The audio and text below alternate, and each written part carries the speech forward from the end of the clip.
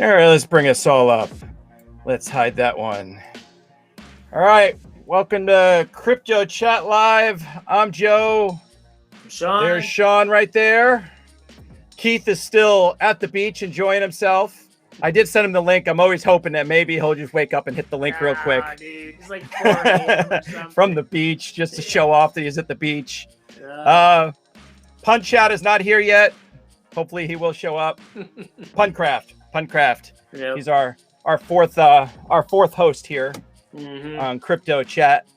We're gonna do a music gathering tomorrow too. We should probably live stream some of that. I think I'll have my music studio set up. So okay. I can play a little music tomorrow. Yeah. Nice. Okay. Yeah. It's Friday.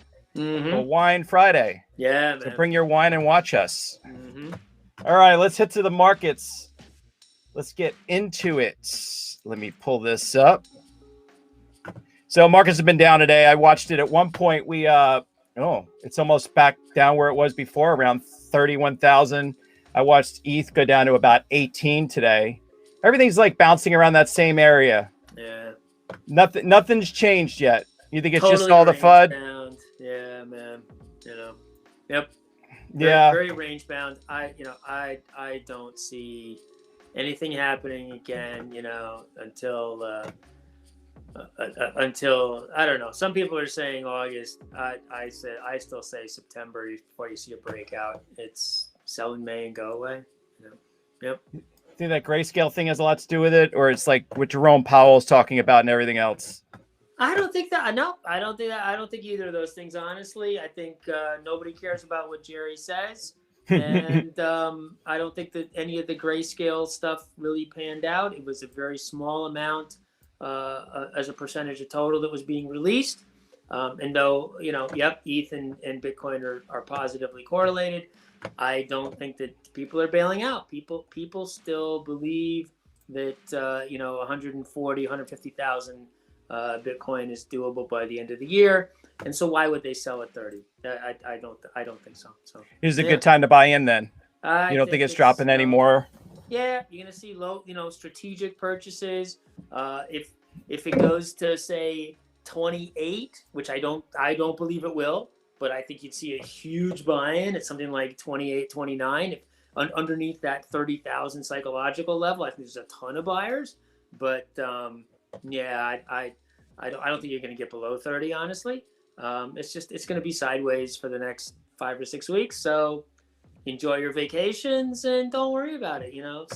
Sitting there clicking refresh every 15 seconds isn't going to make it go up. So yeah, I haven't even bothered looking in the last month. Less and less. I just don't even bother looking anymore. Sideways. I think you're just going sideways for the next 5 to 6 weeks. Yeah. Anybody who says otherwise, they're just trying to get clicks. Yep. And to segue into the first story, I feel like the news is so bipolar. I've never seen I come from broadcast news world, and you have to just tell the story and give the facts. But this is one world where you could have totally opposite stories on two totally so-called mainstream cryptocurrency websites. Here, Bitcoin crash. This guy predicts it could go from 13 all the way down to $8,000. To me, that would be a dream come true, because I'll get my first Bitcoin. Yeah, maybe two. Yeah, but it ain't happening. It's never getting. No, that's insane. No, there's too much institutional money. So I don't know. Yeah, that's crazy. Yeah, I didn't even read through. I mean, they try to go. That's the biggest thing, is they try to go through technical analysis to explain why it's going to happen. Mm-hmm. But again, like you said yesterday, you can't read technical analysis in this crypto world. Crypto's completely different because it's a software development project. It has nothing to do with manufacturing widgets. It's completely different. So yeah, all these guys that don't understand what consensus means, or what proof of work means, or what hash rate means, or all those kind of things, right? They're just saying, 50-day. Simple moving average. Well, it doesn't work that way. This is totally different. These guys are completely out of their element. They're trying to latch on, but they're never going to get it. So yeah, I can't believe the amount of misinformation from so-called pundits that's out there. It's really it's very disappointing. Yeah. Wonder how many of these sites are going to go away once there's regulation. Yeah. I mean, hopefully. Here, another story on the same day. Bitcoin may surpass 66,000 in 2021. So the total opposite from the previous story. Right. And he's talking about, a lot of people have talked about 400,000 by 2030. You think it'll ever go that high? I think, so that's based on a valuation of gold, right? So if you say how much gold is there in the world and how much Bitcoin is there in the world and how much capital is chasing scarce assets, if you had to just sort of do the math, then Bitcoin would be 452,000 or something like that. That was somebody's calculation about scarcity calculations. Look, somebody bought I don't know what it was, 110 karat diamond for 92 million in ETH or something like that, right? I'm sort of paraphrasing those numbers, but it's within a magnitude of correctness. What are you going to do practically with 110 karat diamond? We all think it's valuable, but why? Like, isn't that what the wealthy do? Is they buy those things for tax write-offs? Just art, like the art community, they buy ridiculous things just for the tax purposes. It's an investment, but it's an investment in what? In someone's thought of how much this thing is worth. It's 110 karat diamond. You can't even put it on a piece of jewelry. The thing weighs like 2 pounds, right? So you're not going to put it on a necklace or a ring, right? It's not even practical. So I don't know. Like I really don't know. So what do people assign value to, and how do they assign that value? And so you say, if somebody says Bitcoin is worth this and gold is worth that, and if all the money in gold went to Bitcoin, it would be worth 450,000. Okay, that's an okay comparison. I don't know. What do people think something is worth? It's all what somebody assigns value to. So crazy. But it's dangerous. You come from the financial world. Don't you find it dangerous that these websites aren't even close? And there's no way to regulate it, or it's like a fake news website. It's like onion.com telling fake news. It's dangerous and it's infuriating. And you will see me post on Reddit with, just these, I'm tearing people apart because I'm so frustrated with these so-called experts, saying that something is something, and it's just utterly false. Somebody, recently claimed that that Ethereum EIP 1559 was deflationary and would reduce the transaction fees. It's completely false. Their statement was EIP 1559 was designed to reduce transaction fees.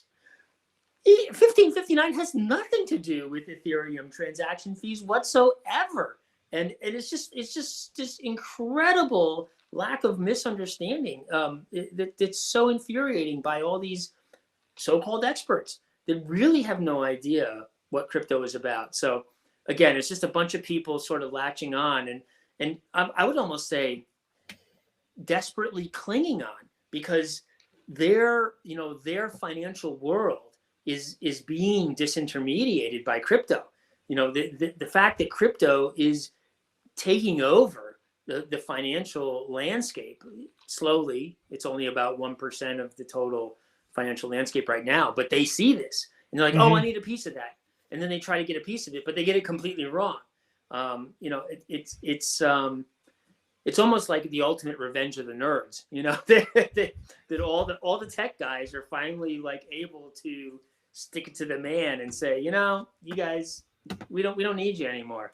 We're taking over, and software and technology is the way of the future. And people are slowly getting it, but yeah, there's just so much misinformation. It's infuriating. It really is. I might switch over to because we just talked about this, might as well stay on the same subject. Even though, no, you know what? I don't want to continue doing bad and horrible news, because I feel like everything is like box away. Yeah. No, what I'm saying, I agree with you, but I'm saying is every story in this timeline tonight is all like negative stuff. I want to find positive things and other things besides that. I can sit there and go down the list of like all this FUD that's out there that we don't really need to be talking about. Well, and that's true. I mean, I think there is a lot of systemic negativity because, you know, the institutions are trying to take it back, right? The banks are trying to make themselves relevant. The banks are realizing, the central banks and distributed banks are realizing that all of a sudden, well, wait, maybe people don't need us, and we need to warn them about the risks of crypto and tell them how evil this is and all that kind of stuff. So yeah, I think you're going to start to see a lot of this financial propaganda, let's call it, you know, that crypto is evil. Yeah, for sure. I might as well bounce around to this one first, and then we'll go to the next. But because it's on the same lines and segue into it, is the Dogecoin co-creator. Blast Crypto is a scam to help the rich get richer. He talks about how he made Dogecoin as a joke. Yep. And that he just thinks this whole crypto market is a gigantic joke. Are you surprised to see this, especially after I know that Musk has been in talks with them and is trying to improve Dogecoin and has put a big investment into Dogecoin? Yeah. Do you find it surprising that the guy would actually come out and say this? No, I think he, you know, it's buyer's remorse, right? He had a chance to be a billionaire. He completely renounced everything that he did with Dogecoin, and now, you know, it's a $4 billion market cap or whatever god awful number it is, and he's, you know, and he's sorry he didn't get it and stay with it. It's you know, it's just sour grapes. This is complete sour grapes. I don't give credence to anything that this guy says, and frankly, neither of the two creators of Dogecoin, and I'm not going to diss them or anything else, but they weren't really technologists. They didn't understand crypto, you know, any sort of the cryptographic stuff or any, you know, like they weren't crypto evangelists or anything else. They just made a copy of Bitcoin, changed a couple of parameters, and launched a meme coin, right? They weren't trying to create something of value. So yeah, I don't know. As a creator of a coin, let me switch over so you're not behind. Moving us around. I'm just gonna say it's sour. I'm saying sour grapes. Sour grapes. Yeah. Well, that's what I was gonna ask. It's as a creator of a coin with Dynamo, what do you learn from this? There's got to be something that you learned from this, because they are a legitimate coin now in some ways, because there is big money in it, and companies are interested and they're trying to improve it. What do you learn from something like that? That was started as a joke. Stick with it, man. If he had stuck with it for another 2 or 3 years, he'd be a billionaire, right? And instead, he's just some guy, you know, I don't know. He's like a network operations guy or something, making $100,000 a year. So, yeah, stick with it. Oh, so he didn't even. I don't know much about him in the sense of how much he has left in it. No, you would think he would have some kind of stake. Yeah, he renounced all control and gave away all his coins. He's got nothing. Yeah. Yep. So wow. It's complete sour grapes, man. Yeah. Oh, okay. Yep. All right. Let's see. Let's get into. Let's find some other stories out here. This one I find interesting because you know, Jack Dorsey has always been very big into crypto and Bitcoin. Yeah. Whatever you say about Twitter, you know, he does use his influence to control the markets. The guy's a genius. I have no animosity. I mean, you know, like unlike maybe, you know, you might dislike Mark Zuckerberg or I don't know, Jeff Bezos, right, for being like pure capitalist. Dorsey is a libertarian, which is not necessarily my political bent, but he believes in the core tenets of crypto. So you know, I endorse the guy. I think he's got the right mindset, you know, in terms of crypto anyway. So what do you think about this story? And not only I think it could affect Dynamo and just crypto in general. Square, which is one of his companies, they're creating a hard wallet. and they've given an investor, they've given a grant to someone to create a hard wallet that is going to be easy for anybody to use. But the interesting, they said it's going to be an assisted self-custody. So I don't even, it's almost like they've made up this term, assisted self-custody. Like, we'll both have the keys. Yeah. Look, be your own bank is a great promise. And for a lot of people, it's completely viable. If you understand that you should not give away your 12 words, right? But unfortunately, a lot of people do, and they lose their money. So look, banking regulation is very complex, and it's complex for a reason. That's to protect people, from bad people stealing their money, right? So when we say, look, big banks are evil and whatever else, yes, you can agree to that, but you have to then agree that you need to do the things that those banks do to protect your own money, right? If you're going to be your own bank, you have to do similar things to protect your own money. So if I make a charge on my Visa and it's a fraudulent charge and I go dispute it with my bank and they take care of it, that's great, right? If I send crypto to somebody that's wrong, there's no customer service to pick up the phone and say, oops, I made a mistake. When you send crypto, it's gone, and that's it. And so you better be damn sure that when you're sending it's the right person. So, shared custody is an interesting concept. I think that it's contrary to crypto's promise, which is, anonymity, trustless, decentralized. I love the idea of hardware wallets, right? That's great, right? Like those kind of things are super awesome. But I'm not sure about shared custody. That piece feels a little weird to me. So, I'm not sure exactly what he's proposing, and I think the details are still a little gray on where they're going with that. And if they do have any sort of custodial responsibility, they're going to be a depository institution. They're going to have to get a bank license or partner with the bank, and then you're back to the same old thing. So yeah, it's just a crypto bank at that point. It's no different than being in Coinbase. Yep. It's still a shared wallet. You're still a money service business. You're going to report to FinCEN and all those other things. Yeah, I'm not sure what you've gained. So can you create this thing that's in between? Yeah, I'm not sure.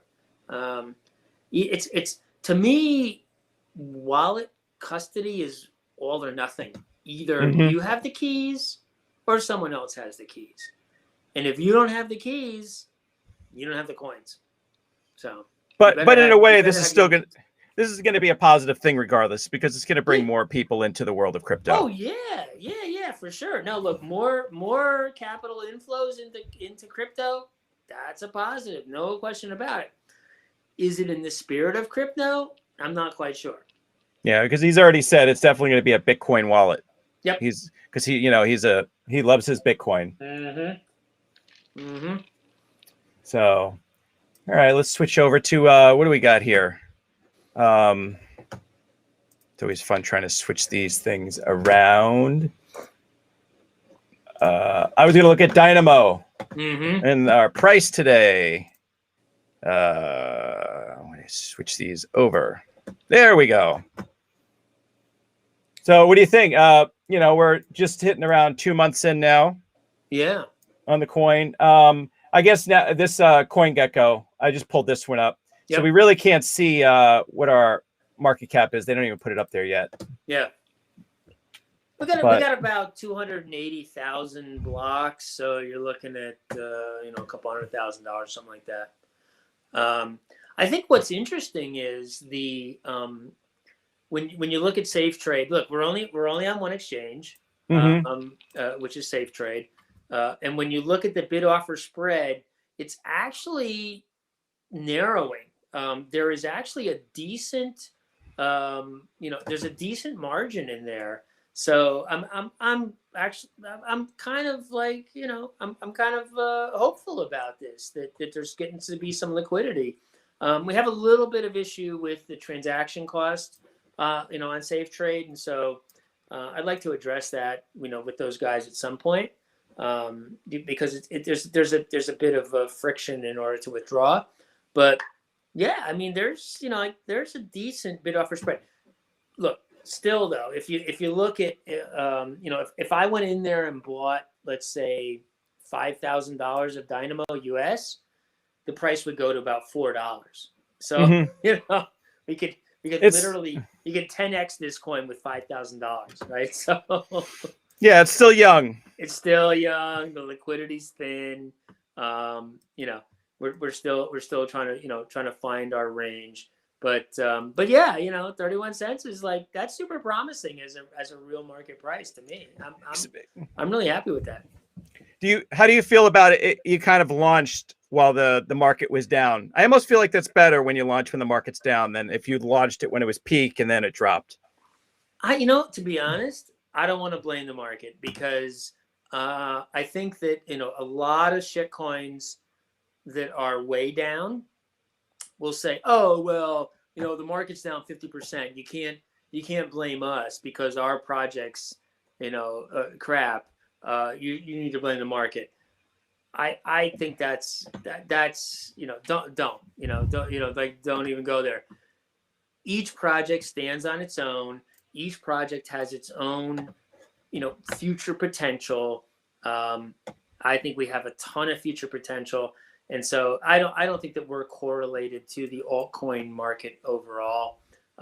First of all, it's way too thinly traded, and second of all, there's so much upside on this project that I think 31 cents. I'm happy to, and I do. I'm happy to buy that every day, and I do buy it every day at 31 cents. So yeah.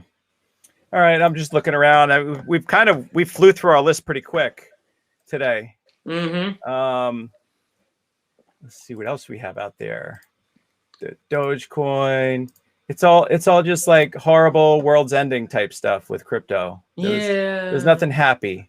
Yeah. Nothing, I don't know. And we don't have anybody on today at all.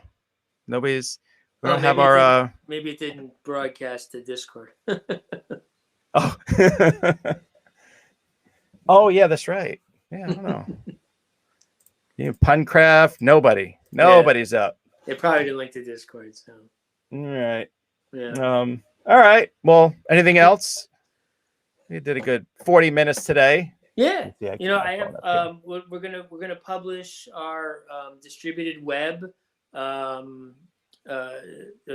hopefully tomorrow. I've been working on the software all day today, so we'll have a distributed website tomorrow, which ties into our NFT database, and I'm hoping to distribute the first proof of concept full node website tomorrow.